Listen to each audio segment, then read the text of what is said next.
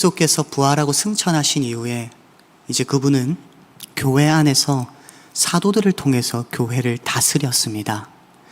근데 사도들은 특정직에 해당합니다. 특수한 기간 안에 있는 직분자들입니다. 이제 사도들이 이제 주님의 부르심을 다시 받을 때쯤에는 이제 특수직에 해당하는 사도들 이후에 항존직에 해당하는 주께서 다시 오시기 전까지 항상 있어야 하는 직분을 말하는 거죠. 항존직에 해당하는 이제 목사와 장로와 집사들을 통해서 이제 주께서 교회를 다스리고자 하실 겁니다. 그러나 이제 사도들은 자신들이 하고 있는 역할들을 이제 직분자들에게 가르쳐야 했습니다. 그런 의미에서 바울이 디모데와 그리고 디도에게, 이제 디모데 전서와 디도서겠죠. 바울이 디모데와 디도에게 자신이 하고 있는 역할을 이제 가르쳐 주기 시작합니다. 내가 너에게 분부한 것들을 가르쳐 지키게 하라라는 것들이 단순히 바울이 하고 남은 일들을 하라라는 것이 아니라 바울이 했었던 일들을 그대로 이어받아서 사도들의 신앙 고백을 그대로 이어받아서 이제 다음 직분자들이 그 일을 행하라라고 말을 하고 있죠.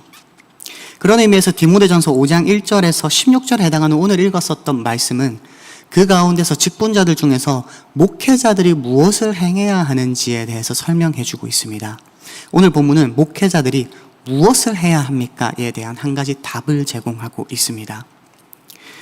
어제 읽었었던 본문은 목회자들이 무엇을 해야 되느냐라고 했었을 때 경건을 가르쳐야 한다라고 했었습니다. 예수 그리스도라는 경건을 성도들에게 가르쳐야 한다라고 말을 했죠. 목회자들은 1차적으로는 가장 중요한 직무로는 성도들을 가르치는 것입니다. 근데 단순히 가르치기만 하지는 않습니다. 가르치는 것뿐만 아니라 몇 가지 더 부가적인 일들을 행해야 합니다. 그럼 목회자는 무엇을 해야 합니까? 첫 번째로 목회자들은 성도들을 사랑해야 합니다. 1절과 2절입니다. 늙은이를 꾸짖지 말고 권하되 아버지에게 하듯하며 젊은이에게는 형제에게 하듯하고 늙은 여자는 어머니에게 하듯하며 젊은 여자에게는 온전히 깨끗하게 함으로 자매에게 하듯하라. 수식어구는 조금씩 다르지만 결국 중요한 내용은 가족이라는 겁니다. 목회자들은 성도들에게 대할 때 그들에게 가족처럼 대하라라고 말을 합니다. 그리고 이 가족처럼 대하라라는 말을 통해서 하고자 하는 이유는 목적은 그들을 사랑하라라는 말이겠죠. 그들을 가족과 같이 사랑할 수 있어야 한다라고 말을 합니다. 그러니까 성도들 입장에서는 목회자들이 성도들에게 무언가를 말을 할 때, 이 사람이 나를 아버지처럼, 이 사람이 나를 어머니처럼, 이 사람이 나를 가족처럼 대하면서 말을 하구나라는 것을 느낄 수 있도록 목회자들은 성도들을 향해서 그렇게 대하라라고 말을 하고 있는 거죠. 바울은 지금 디모데에게 너가 성도들을 대할 때 가족처럼 대해야 된다. 그들을 사랑해야 한다. 그들이 너가 그들을 사랑하고 있다라는 것을 느낄 수 있도록 그들을 가족처럼 대해야 하고, 너가 그들에게 경건을 가르칠 때 단순히 아무것도 모르는 남남인 것처럼 대하지 말고 이 사람이 나를 가족처럼 대하는구나, 이 사람이 나를 사랑하는구나 라는 걸 느낄 수 있도록 해야 한다라고 말을 하고 있는 거죠. 첫 번째로 목회자는 무엇을 행해야 합니까? 목회자는 성도들을 사랑해야 합니다. 성도들이 이 사람이 나를 가족처럼 대하는구나, 이 사람이 나를 사랑하는 의미에서 나에게 경건을 가르치고 있구나라는 것을 알 수 있도록 해야 합니다. 이게 목회자가 첫 번째로 해야 할 일입니다. 제가 청년부서로 처음 맡았었을 때 한 몇 달 동안은 청년들에게 아무런 명령을 하지 않았습니다. 이유는 간단하죠. 제가 무언가를 말을 할 때 제 사랑이 그들에게 스며들어갈 때 동안 기다려야 할 필요가 있었던 거겠죠. 제가 무언가를 말을 할 때 이 사람이 나를 단순히 이용하고자 하는 것이 아니라 나를 사랑하는 의미에서 이런 말을 하고 있는 거구나라는 것을 느낄 수 있을 때까지 그들에게 아무런 명령을 하지 않았습니다. 그러한 맥락에서 본문이 적용되는 거겠죠. 두 번째로 목회자는 무엇을 행해야 되느냐라고 했었을 때 목회자는 행정을 해야 합니다. 목회자는 행정을 해야 합니다. 좀 더 구체적으로는 그 행정을 통해서 성도들이 소외받지 않도록 해야 합니다. 5장 9절입니다. 과부로 명부에 올릴 자는 나이가 60이 덜 되지 아니하고 한 남편의 아내였던 자로서. 지금 바울은 디모데에게 무엇을 요구하냐라고 했었을 때 절차를 요구하고 있습니다. 행정을 요구하고 있죠. 단순히 과부라고 했었을 때 그 과부를 도울 때 아무런 조건 없이 과부를 도와라라고 말하지 않습니다. 어떠한 조건들을 내세우고 있습니다. 우리도 마찬가지죠. 교회 안에서 누군가를 도울 때 행정 절차가 필요합니다. 어떤 사람들을 도와야 할지, 어떠한 과정을 거쳐서 도와야 할지 행정 절차를 요구하죠. 목회자들에게 요구되는 자질이 두 번째로는 이것입니다. 목회자들은 행정적인 작업을 어느 정도 할 수 있어야 합니다. 근데 중요한 것은 뭐냐라고 했었을 때 행정 자체를 잘해야 한다기보다는 행정을 통해서 무엇을 행해야 되느냐가 중요한 거겠죠. 과부로 명부에 올릴 자는 나이가 60이 덜 되지 아니하고 한 남편의 아내였던 자로서라고 말을 하면서 과부를 뽑을 때 무언가 행정 절차를 요구하는데 그 목적이 무엇이냐라고 했었을 때 16절에 나옵니다. 16절을 제가 읽어드리겠습니다. 만일 믿는 여자에게 과부 친척이 있거든 자기가 도와주고 교회가 짐지지 않게 하라. 이는 참 과부를 도와주게 하려 함이라. 행정 절차를 왜 하느냐라고 했었을 때 그 누구도 소외받지 않도록 하기 위함입니다. 만약에 재성주 전도사가 행정을 잘 못한다 하더라도 청년들이 소외받지 않는다면 그 행정 능력이 그렇게 중요하지 않겠죠. 근데 제가 행정 능력이 잘 못했었을 때 청년들이 소외감을 느낀다면 저는 행정 능력을 쌓을 수 있도록 열심히 노력을 해야 할 겁니다. 행정 자체가 중요한 것이 아니라 행정을 통하여서 누군가가 소외를 받는 사람이 있느냐 없느냐가 중요할 겁니다. 그런 의미에서 목회자는 무엇을 행해야 되느냐라고 했었을 때 두 번째로 목회자는 성도들이 소외받지 않도록 해야 합니다. 누군가가 이 사람들이 나를 사랑하고 있지 않구나, 이 사람들이 나를 외면하고 있구나라는 것을 생각하지 않도록 목회자들은 성도들을 계속적으로 돌봐야 한다라는 거죠. 첫 번째로 목회자는 성도들을 사랑해야 합니다. 성도들이 이 사람이 나를 가족과 같이 대하는구나 라고 느낄 수 있도록 목회자들은 성도들을 사랑해야 합니다. 두 번째로는 행정 능력을 필요로 합니다. 근데 그 행정 능력은 결국 성도들이 소외받지 않도록 하기 위함입니다. 목회자는 성도들이 소외받지 않도록 계속적으로 성도들을 돌봐야 합니다. 이게 목회자가 해야 하는 일이죠. 마지막으로 목회자는 무엇을 행해야 하느냐라고 했었을 때 목회자는 성도들의 삶을 관찰해야 합니다. 성도들의 삶을 분별할 수 있어야 합니다. 10절입니다. 제가 읽어드리겠습니다.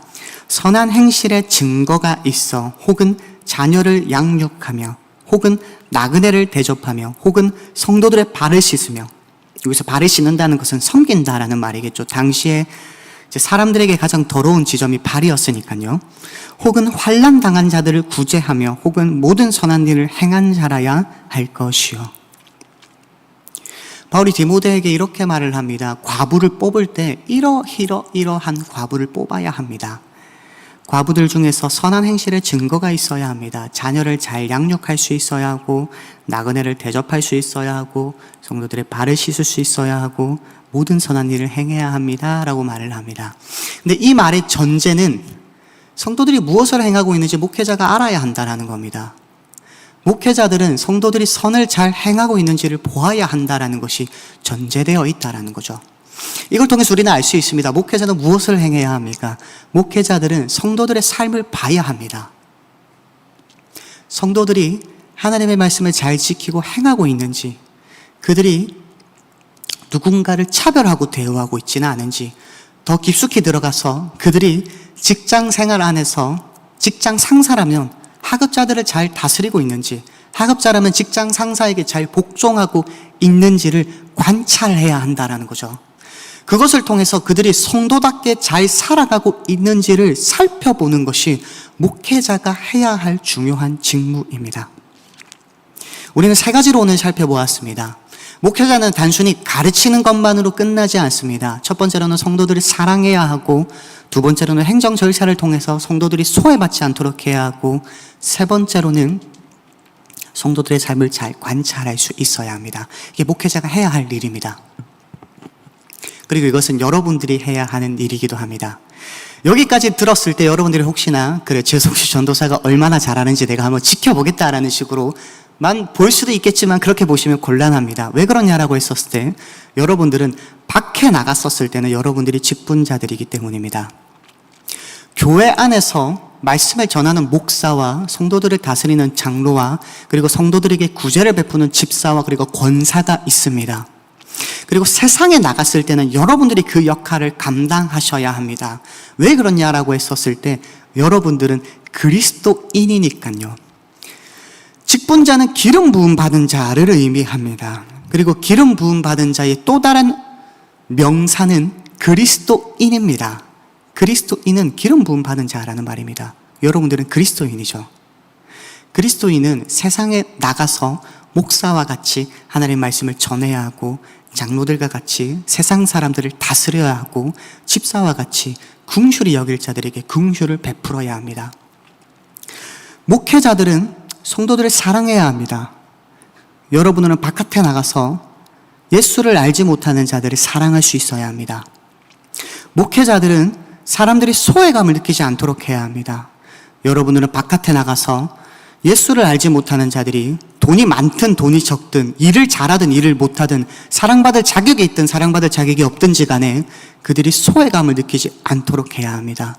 세상 사람들은 사랑받을 가치가 있는 자들에게만 사랑을 줍니다. 사랑받을 가치가 없는 자들은 소외감을 느끼게 합니다. 하지만 여러분들은 그렇게 해서는 안 됩니다. 여러분들은 사랑받을 가치가 없는 자들에게도 다가가셔서 그들이 소외감을 느끼지 않도록 해야 합니다. 세상 사람들은 사람들을 제대로 관찰하지 않습니다.